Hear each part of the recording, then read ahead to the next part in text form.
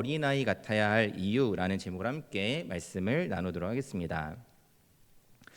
예수님께서는 이 땅에서 교회를 통해 하나님 나라 공동체가 세워지도록 우리를 인도하십니다. 예수님의 제자란 이러한 교회의 주춧돌 역할을 감당해야 합니다.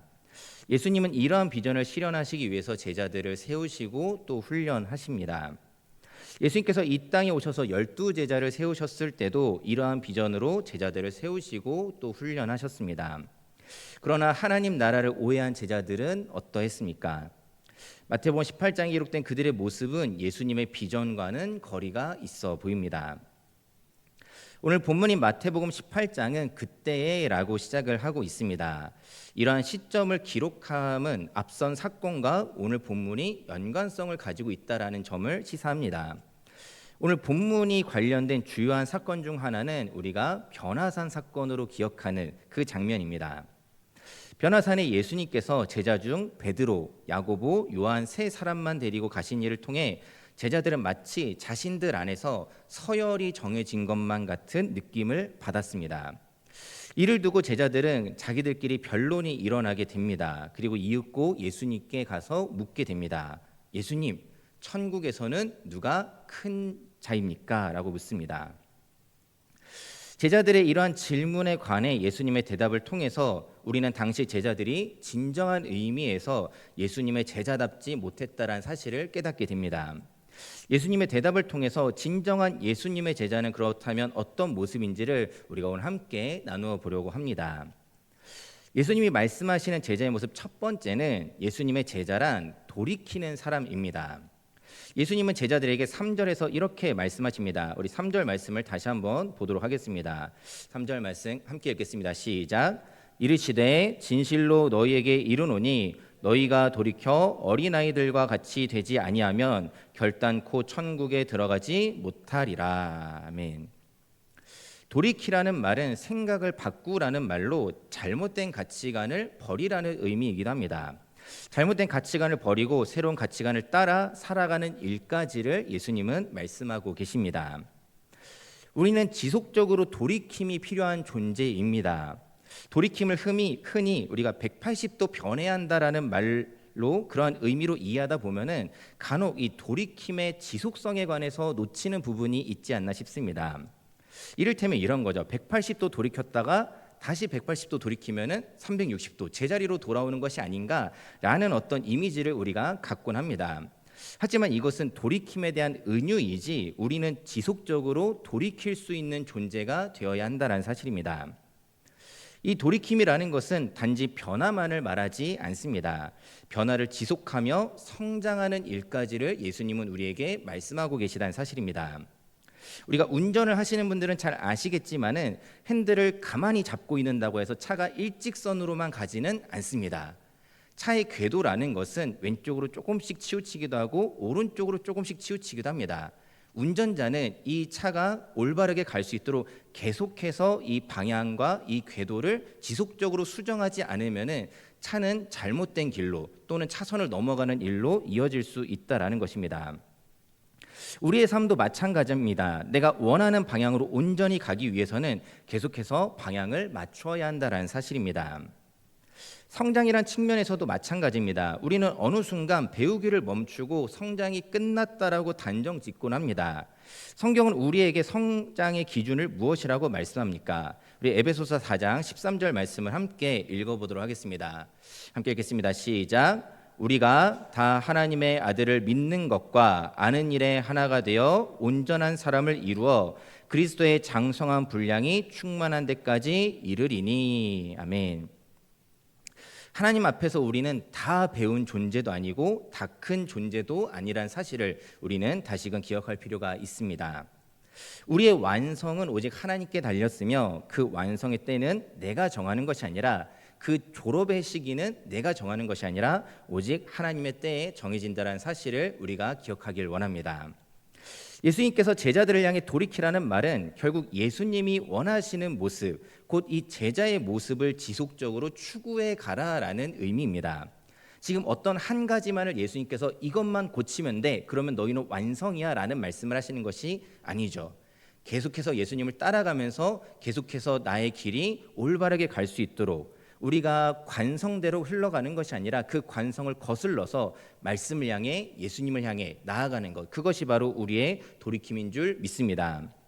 그렇다면 예수님이 원하시는 모습이란, 제자의 모습이란 또한 어떤 모습일까요? 예수님이 말씀하시는 제자의 모습 두 번째는 예수님의 제자란 자기를 낮추는 사람입니다. 예수님은 이 교훈을 위해서 실물 교육을 진행하시고 계십니다. 예수님은 한 어린아이를 불러 그들 가운데 세우시죠. 그리고 말씀하십니다. 우리 4절 말씀을 다시 한번 보도록 하겠습니다. 오늘 본문 마태복음 18장 4절 말씀 다시 한번 함께 읽도록 하겠습니다. 시작. 그러므로 누구든지 이 어린아이와 같이 자기를 낮추는 사람이 천국에서 큰 자니라. 아멘. 어린아이 같이 자기를 낮추는 사람이란 어떤 의미인 걸까요? 먼저 우리가 이 어린아이 같다라는 말에 대해서 잠시 생각해 보려고 합니다. 우리가 누군가를 향해서 저 사람은 어린아이 같아라는 말을 할 때는 긍정적인 의미일 때도 있고 부정적인 의미일 때도 있습니다. 부정적인 의미로 저 사람은 참 아이 같아라는 것은 어떤 의미가 있죠? 철이 덜 들었고 성숙하지 못한 어떤 그런 부분들을 이야기합니다. 반대로 긍정적인 의미에서는 우리가 흔히 어떤 순수함이나 이런 부분들을 이야기하곤 합니다. 그렇다면 예수님이 오늘 말씀하시는 이 어린아이 같은 존재라는 것은 어떤 사람을 말하는 것일까요? 오늘 본문에서 예수님 말씀하시는 바는 이 어린아이가 가지는 연약함과 의존성을 강조한 것입니다. 어린아이는 자기 힘으로 해결할 수 없는 난관을 만나면 어떻게 합니까? 부모님을 쳐다봅니다. 자기보다 힘이 세고 할 줄 아는 일이 많은 부모를 쳐다봅니다. 그리고 전적으로 부모를 의지합니다. 그런 의미에서 어린아이 같다라는 말은 전적 의존을 이야기하는 것입니다. 어린아이가 자기 힘으로 할 수 없는 일을 제가 해볼게요 라고 말하는 것이 어떤 그 말이 의젓함이 아니라 무지함과 교만일 수 있다는 것입니다. 우리가 앞서 잠시 운전의 이야기를 꺼냈는데 이 어린아이가 운전석에 앉아서 이제 제가 해볼게요 라고 한다는 것은 무지함과 교만에서 비롯된 행동이지 그것은 의젓한 일이라고 말할 수 없는 것과 같습니다. 어린아이가 해야 하는 바른 일은 무엇입니까? 부모님이 정해준 자리에 안전대를 메고 그 자리에 앉아 있는 것이죠. 그리고 부모가 운전하는 대로 전적으로 부모에게 의존한 상태로 끌려가는 것이 그 아이에게 바른 일이 됩니다. 그게 옳은 일이 됩니다.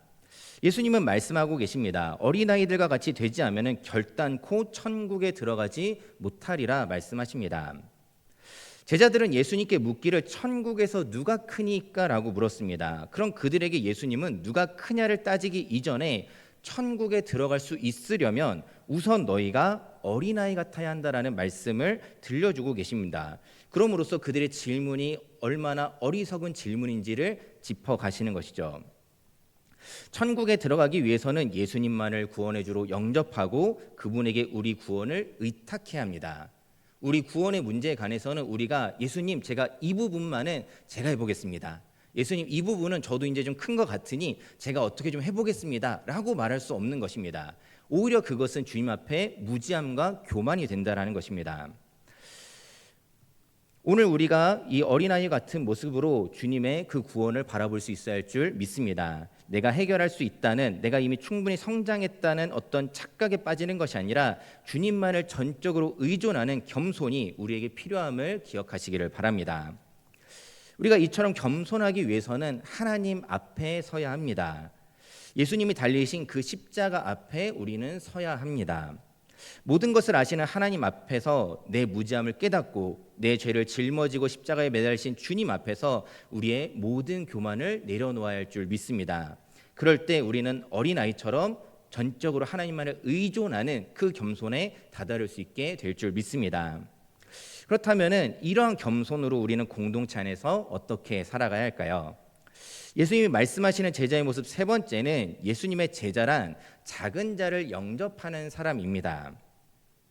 제자들이 천국에서 누가 큰지를 물을 때 예수님은 어린아이를 세우시면서 말씀하셨습니다. 이 어린아이와 같이 되라 말씀하시면서 또 이렇게 말씀하십니다. 오늘 본문 5절 말씀을 다시 한번 같이 보도록 하겠습니다. 마태복음 18장 5절 말씀 함께 읽겠습니다. 시작. 또 누구든지 내 이름으로 이런 어린아이 하나를 영접하면 곧 나를 영접함이니. 아멘. 예수님은 지금 제자들 앞에 세우신 이 어린아이와 예수님 자신을 동일시하십니다. 이 어린아이를 영접하는 게 나를 영접하는 것이다 라고 말씀하고 계십니다. 내 이름으로 이런 어린아이 하나를 영접하는 일이 곧 예수님을 영접하는 일과 같다라고 말씀해 주십니다. 예수님은 어떤 분이십니까? 예수님이야말로 천국에서 진정 큰 자이고 높은 분이시지 않겠습니까? 그런데 예수님은 이 작은 어린아이 하나를 자신과 동일하게 여기십니다. 이러한 사실은 예수님께서 성육신을 통해서 이미 드러내신 것이기도 합니다. 예수님께서 이 땅에 어떻게 오셨는가 그 모습을 우리가 살펴보면은 예수님께서는 작은 나라 이스라엘, 그 중에서도 작은 촌락 베들레헴에 오셨습니다. 거기서도 작은 구유의 아기의 모습으로 이 땅에 오셨습니다. 예수님은 이와 같이 오셨으니 예수님은 작은 자이십니까? 작은 나라, 작은 시골에 아무도 모를 만한 그 구석에서 그렇게 작게 오신 예수님은 작은 분이십니까? 그렇지 않습니다. 예수님의 크심과 위대함은 세상과 근본적으로 다르다라는 것입니다. 예수님의 이러한 성육신은 큰 것, 곧 위대한 것의 가치를 재정의 하는 일이기도 했습니다. 예수님의 성육신을 통해서 우리는 무엇이 진정 큰지 다시금 생각해 볼 수 있어야 합니다. 그리고 또한 오늘 예수님께서 우리에게 말씀하신 것처럼 어린아이를 영접하는 일이 작은 자를 영접하는 일이 곧 예수님을 영접하는 위대하고 가치 있는 일이라는 사실을 우리에게 말씀하고 계시다는 사실을 기억해야 합니다. 제자들의 가치관에서 크고 작음은 이 서열에 목매는 가치관이었다라고 말할 수 있습니다. 예수님은 이러한 제자들의 가치관 자체가 이미 문제라는 사실을 지적하기 위해서 내 이름으로 어린아이 하나를 영접하는 일이 곧 나를 영접하는 일이다라고 말씀하고 계십니다. 그리고 예수님은 이 일이 단순히 권장사항이 아니라는 사실을 강력한 경고의 말씀과 함께 우리에게 들려주십니다. 예수님은 작은 자를 영접하는 일을 말씀하시면서 이어서 6절에서 10절에 이르기까지는 이것에 대해서 무섭게 경고하십니다. 작은 자를 실족하게 하지 말라고 강력하게 이야기하십니다. 실족하게 한다라는 말은 크게 두 가지 의미가 있습니다. 하나는 자신이 가던 길에서 원래 그 사람이 가던 길에서 벗어나게 한다라는 의미가 있고 또 하나는 죄를 짓게 한다라는 의미가 있습니다. 성경에서도 크게 이 두 가지 의미로 실족하게 한다라는 단어를 사용하고 있는데 오늘 본문에서 작은 자를 실족하게 한다라는 말의 의미는 그들이 죄를 짓게 한다는 의미만이 아니라 그들을 영접하지 않고 거절하고 무시함으로써 고난에 처하게 하는 일까지를 포함하고 있습니다. 세상에서는 더 높은 곳에 이르기 위해서는 더 큰 자가 되기 위해서는 작은 자를 밟고 올라가야 하기도 합니다. 작은 자를 함정에 빠뜨리고 걸려 넘어지게 하고 그들이 가는 길을 방해해야 하기도 합니다. 실족하게 해야 내가 올라갈 수 있다라고 이야기하곤 합니다.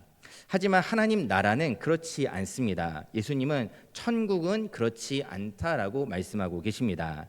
그럴 거면 차라리 그러한 일을 하는 손을 잘라버리고 죄를 범하게 하는 눈을 빼버리라고까지 말씀하고 계십니다.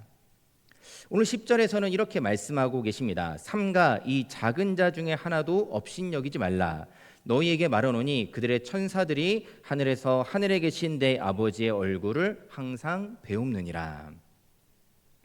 하나님께서 보고 계심을 기억하며 우리는 삼가 작은 자를 업신여기지 않도록 주의해야 합니다. 예수님의 이름으로 작은 자를 영접하여 곧 예수님을 영접하는 삶을 살아가는 저와 여러분 되기를 주님의 이름으로 소망합니다. 말씀을 정리하도록 하겠습니다. 오늘 본문을 통해 살펴본 예수님의 제자는 어떤 사람입니까?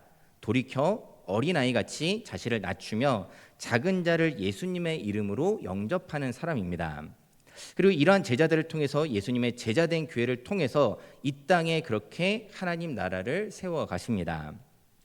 오늘날 우리는 어떠한 모습입니까? 오늘날 우리도 혹 오늘 본문의 제자들처럼 누가 큰지를 외치고 있지는 않습니까? 오늘날 누가 크냐의 싸움은 누가 옳은가의 싸움이기도 합니다. 제자들이 외쳤던 바도 그렇습니다. 각자 자기 기준을 내세우면서 자기의 옳음을 주장하며 그렇기 때문에 내가 옳기 때문에 내가 더 큰 자이지 않는가라고 이야기를 하는 것과 같습니다. 우리에게도 혹시 이런 모습이 있지는 않은지 돌아볼 수 있어야 합니다. 물론 옳음은 중요합니다. 발음은 교회 안에서 특별히 바른 신학은 필수적입니다.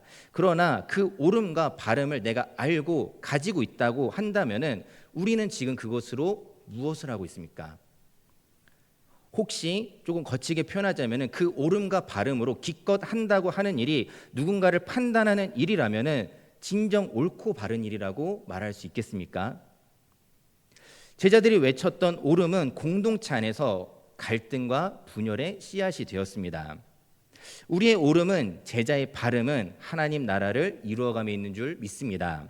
스스로 돌이켜 어린아이같이 자신을 낮추며 작은 자를 어떤 의미에서는 옳지 못하고 바르지 못한 모습도 가지고 있는 그 사람들을 판단하기보다 그를 예수님의 이름으로 영접하여 돕는 공동체가 바로 하나님 나라인 줄 믿습니다. 어린아이와 같은 예수님의 제자가 되기를 주님의 이름으로 소망합니다. 신앙이 성숙할수록 우리는 하나님 앞에 의젓한 존재가 되기보다는 하나님을 더욱더 의지하고 하나님을 더 의존하는 어린아이 같은 존재가 되어야 할 줄 믿습니다. 오늘 하나님을 의지하고 오늘보다 내일 하나님께 더 매달리는 존재가 되기를 주님의 이름으로 소망합니다. 그렇게 예수님이 말씀하신 어린아이와 같은 모습으로 진정한 예수님의 제자로 살아가는 우리 모두 되기를 주님의 이름으로 축원합니다.